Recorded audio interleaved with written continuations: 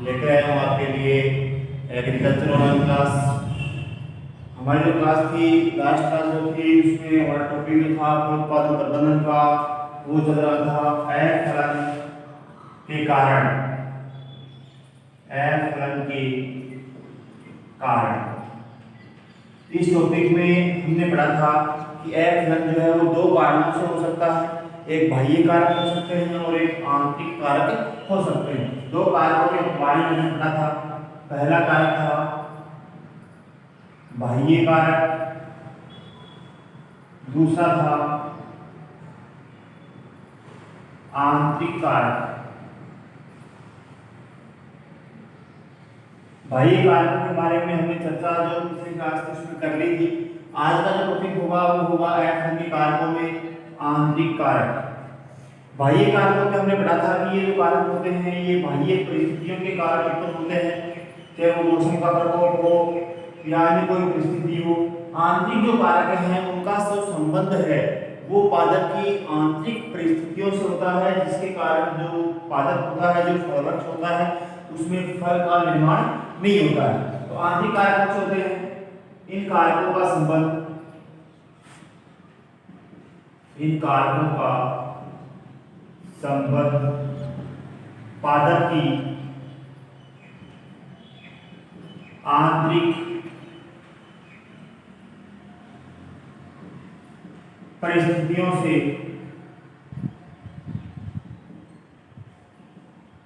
होता है। ठीक है, कौन कौन से कारक? ये जो कारक होते हैं, आंतरिक जो कारक होते हैं, जिनके कारण पादप जो होता है, जिस उस पादप में जो अफलन की समस्या उत्पन्न होती है, उन कारकों का संबंध जो पादप की आंतरिक स्थिति है उससे होता है। ये जो कारक है इनको तीन भागों में बांटा गया है। एक होता है आनुवंशिकी कारक, आनुवंशिकी कारक। दूसरा कारक होता है इसका पादप जो है उसकी कायिकीय परिस्थिति, कायिकीय परिस्थिति या कायिकीय प्रभाव, कायिकीय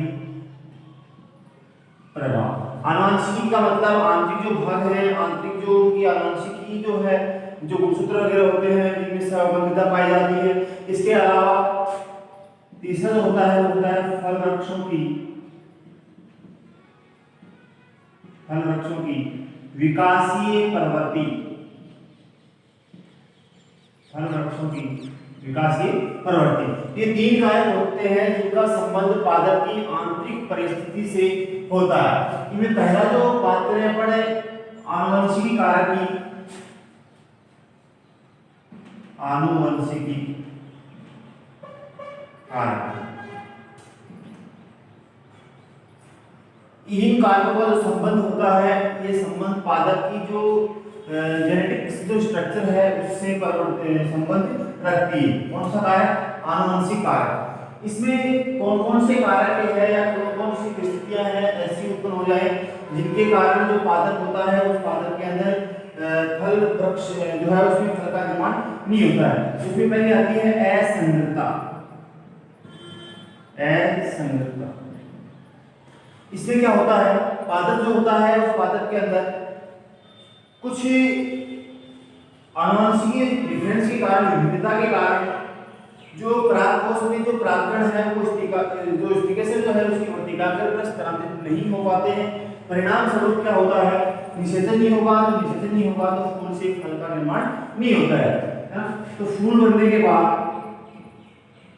फूल बनने के बाद निषेचन नहीं होने से फल का निर्माण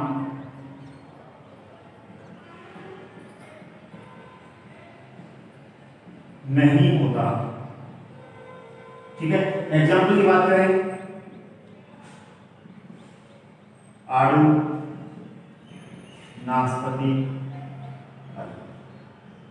ठीक है, तो फूल बन गया, फूल बनने के बाद में फल नहीं बनता है, किसके कारण? निषेचन न होने के कारण। दूसरा इसका जो कारक आता है स्वयंबद्धता, स्वयं बंध्यता। पादप जो होता है कई बार निषेचन से पहले उसमें स्वबंध्यता उत्पन्न हो जाती है। कहने का मतलब जो पुंकेसर है वो स्त्रीकेसर की वर्तिकाग्र पर स्थानांतरित हो जाते हैं, लेकिन उन पुंकेसरों में जीवन क्षम नहीं होता है, जीवन की जो निषेचन है उसकी क्षमता नहीं होती है, जिसके कारण उस पादप के अंदर क्या आ जाती है, स्वबंध्यता आ जाती है। उस पादप का जो पुंकेसर जो था, जो वर्तिकाग्र पर स्थानांतरित हुआ था, वो उस वर्तिकाग्र जो स्त्रीकेसर जो है उसको निषेचित नहीं कर पाता है, निषेचित करने में असक्षम होता है, जिसके कारण जो पादप होता है, जो फूल होता है, उसमें स्वबंध्यता उत्पन्न हो जाती है, जिससे फलन प्रक्रिया जो है वो नहीं होती है। तीसरा इसका जो कारण आता है वो आता है संकरीकरण। संकरीकरण कई बार क्या होता है, विभिन्न परिस्थितियों के कारण जो पादप होता है उस पादप के अंदर जो पुंकेसर है वो स्त्रीकेसर की जो वर्तिकाग्र है उस पर स्थानांतरित नहीं हो पाते हैं कुछ परिस्थितियों के कारण, जिसके कारण पादप के अंदर निषेचन नहीं होगा, और निषेचन नहीं होने से जो पादप होता है उस पादप में फलन प्रक्रिया नहीं होगी। फूल बन जाएंगे, लेकिन फूल बनने के बाद में ऐसी परिस्थितियां होती हैं, कुछ परिस्थितियां उत्पन्न हो जाती हैं, जिसके कारण जो पुंकेसर है वो स्त्रीकेसर की वर्तिकाग्र तक स्थानांतरित नहीं हो पाता है, जिससे जो वर्तिकाग्र है उसमें जो बीजांड है वो बीजांड वाला भाग निषेचित नहीं होगा, और जो फूल जो है उस फूल से फल का निर्माण नहीं हो पाता है। ये तीन कारक थे। आनुवंशिक कारक में इनका संबंध जो है वो आनुवंशिक जो स्ट्रक्चर है, जेनेटिक्स जो स्ट्रक्चर है उससे होता है। इसके बाद में दूसरा जो कारक होता है वो होता है इसका कायिकीय प्रभाव।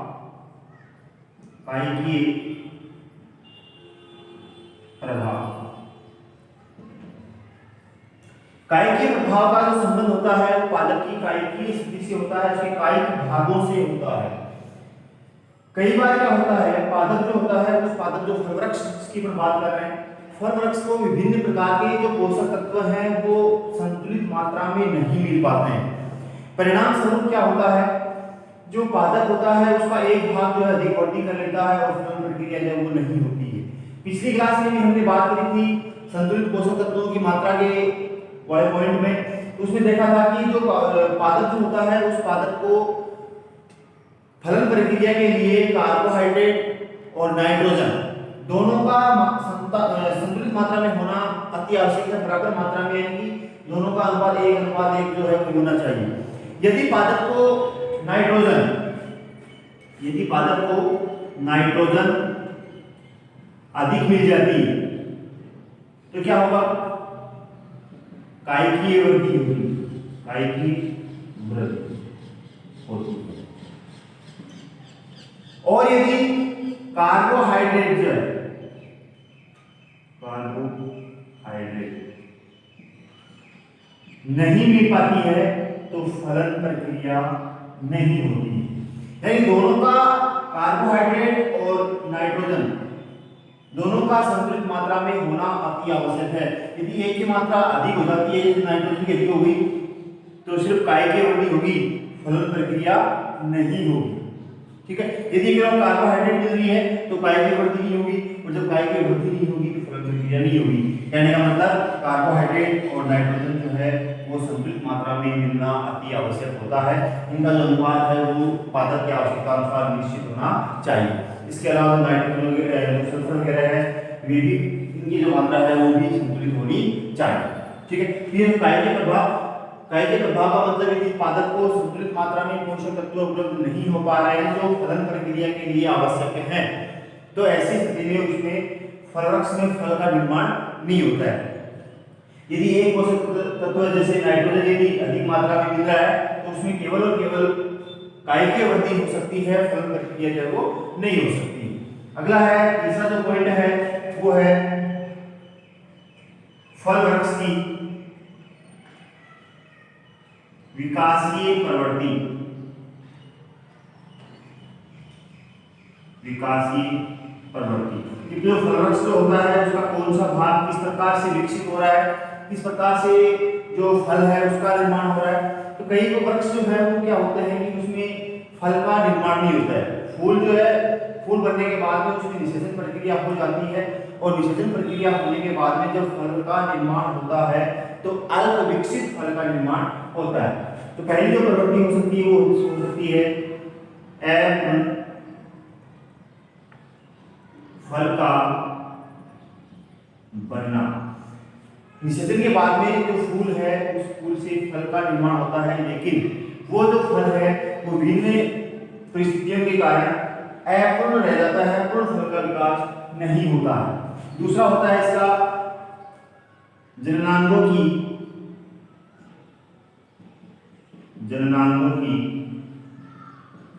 परिपक्वता में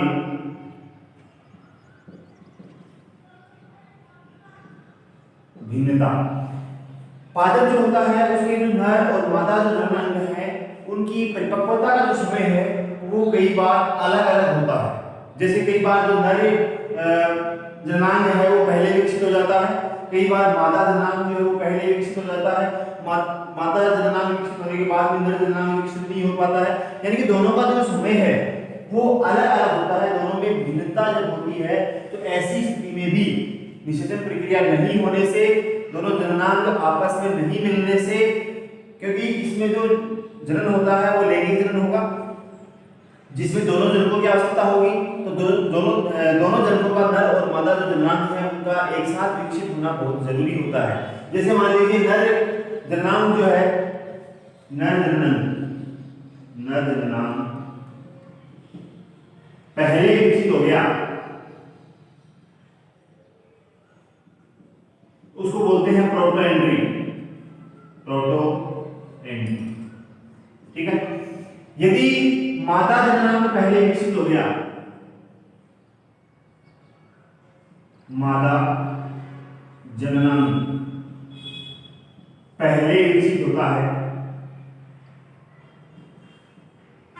उसको बोलते हैं प्रोटोगाइनी।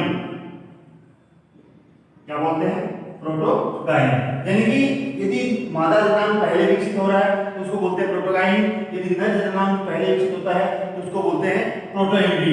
जैसे बात करें अपने सीताफल इसमें क्या पाई जाती है? प्रोटोगाइनी पाई जाती है।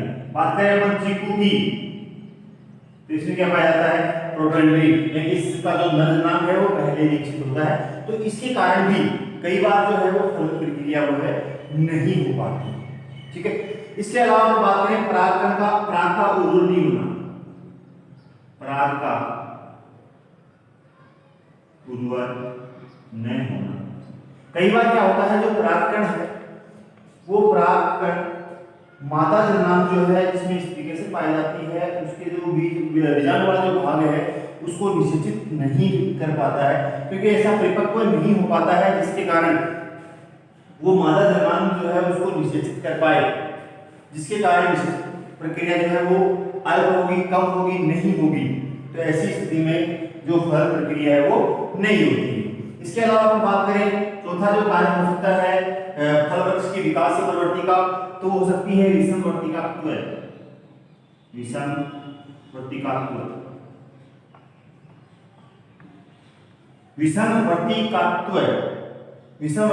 होगा। कहने का मतलब कई बार क्या होता है पादप का जो परागकण है, जो पुंकेसर वाला जो भाग है वो वर्तिकाग्र पर स्थानांतरित हो जाता है, लेकिन उस वर्तिकाग्र की जो स्थिति है वो इस प्रकार की होती है या वो अलग प्रकार की होती है, या उसकी जो स्ट्रक्चर जो है वो पुंकेसर को एक्सेप्ट नहीं कर पाती है, या जो परागनली है वो अधिक संकरी होती है, या परागनली जो है वो टेढ़ी होती है। तो ऐसी स्थिति में जो पुंकेसर है वो मादा की जो जननांग वाला जो भाग है, बीजाणु वाला जो भाग है वहां तक नहीं पहुंच पाता है, जिससे जो अंडा है वो निषेचित नहीं हो पाता है। तो ऐसी स्थिति में जो फल है उसका निर्माण नहीं होता है। तो विषमवर्तिकात्व के कारण भी जो फल प्रक्रिया है वो प्रभावित होती है। तो इस प्रकार से बात करें अपन के कारकों की बाह्य कारक पिछली क्लास में पढ़ लिया था। आज की क्लास है उसमें अपने पढ़ा आनुवंशिक आंतरिक कारक जो 3 प्रकार के होते हैं। आनुवंशिक कारक हो सकता है, कायिकीय कारक हो सकता है, फल वृक्षों की विकासीय प्रकृति हो सकती है। आनुवंशिक की जो कारकों में पहला था असंगतता। कई बार क्या होता है कि जो पादप होता है उस पादप के अंदर जो पौधा होता है उस पौधे के एक जो नर और मादा जो जन्मांग होते हैं वो अलग एक ही पौधे पर अलग अलग स्थान पे होते हैं। तो अलग अलग स्थान पर होने को बोलते हैं अपन मोनोसियस यानी कि उभयलिंगी। क्या बोलते हैं? उभयलिंगी। एक ही पौधे पर अलग अलग लिंग होना क्या बोलते हैं? मोनोसियस बोलते हैं, मोनोसियस या उभयलिंगाश्रयी।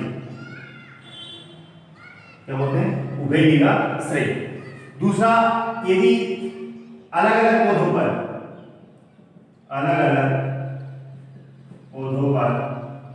नर व मादा हो तो उसको क्या बोलते हैं? एक लिंगाश्रयी।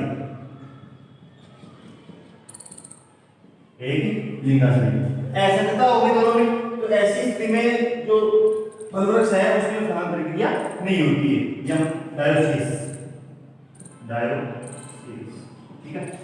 दूसरा जो कारक था वो था स्वतंत्रता। कई बार जो पुंकेसर होता है वो असक्षम होता है, या जो मादा वाला जो भाग है, मादा जन्मांग जो है वो अक्षम होता है जो पुंकेसर को स्थित करने के लिए, जिससे जो पादप होता है उसमें स्वतंत्रता उत्पन्न हो जाती है। संकरीकरण था। इसके बाद में तो दूसरा तो जो कारक था वो था कायिक प्रकार की जो पादप होता है उसको फलन प्रक्रिया के लिए विशेष पोषक तत्वों की आवश्यकता होती है। यदि वो पोषक तत्व संतुलित मात्रा में नहीं मिल पाते हैं तो ऐसी स्थिति में जो फलन प्रक्रिया है वो नहीं हो पाती है। जैसे हमने बात की थी, यदि नाइट्रोजन की मात्रा अधिक हो जाती है तो पादप जो है उसमें केवल और केवल कायिकीय वृद्धि होती है, फलन प्रक्रिया नहीं होती है। इस तीसरा जो कारक था वो था विकासीय प्रवृत्ति। उसमें चार थी: एपन फल का बनना, जन्मांकुर की परिपक्वता में भिन्नता, पराग का उम्र न होना और विषमवर्ती का त्वरण। ये था आज का पॉइंट एपन के कारक, जिसमें आंतरिक कारक जो है हमने पढ़ा। नेक्स्ट जो क्लास होगी उसमें हम पढ़ेंगे कि जो एफ फलन जो होता है उस एफ फलन की समस्या से बचा किस प्रकार जाए, या इसका जो उपाय है वो किस प्रकार से किया जाए। ठीक है। तो पिछली क्लास में हमने बाह्य कारक पढ़ लिए थे, आज की क्लास में आंतरिक कारक पढ़ लिए, यानी फलन के जो कारण है वो जो पॉइंट है वो कंप्लीट हो चुका है। नेक्स्ट जो क्लास होगी उसमें फलन की समस्या जो है उसके छुटकारा पाने के लिए क्या क्या उपाय कर सकते हैं उसके बारे में हम डिस्कस करेंगे। तब तक के लिए धन्यवाद।